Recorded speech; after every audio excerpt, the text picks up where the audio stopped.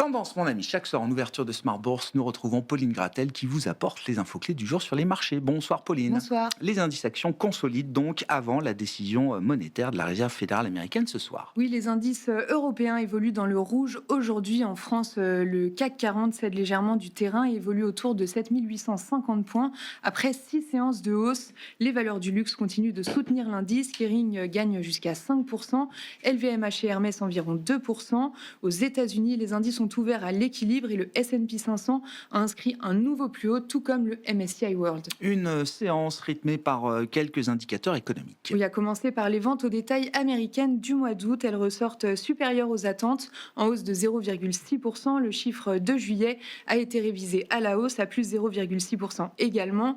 Toujours aux États-Unis, on a pris connaissance de la production industrielle. Elle progresse de 0,1% sur un mois en août, après un repli de 0,4% le mois précédent. Et puis la production industrielle pour la zone euro a également été publiée. Oui, pour le mois de juillet, elle ressort légèrement inférieure aux attentes sur un mois à 0,3% et à 1,8% sur un an.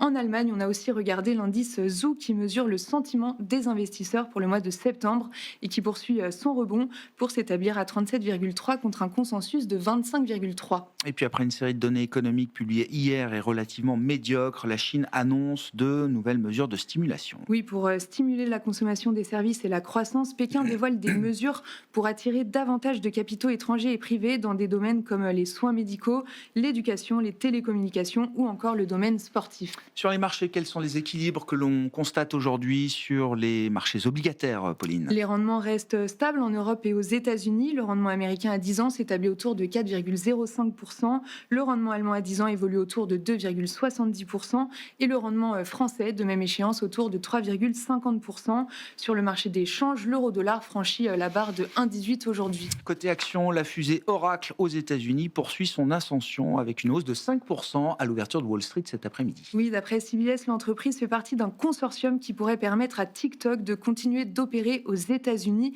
si un accord cadre entre les États-Unis et la Chine est signé.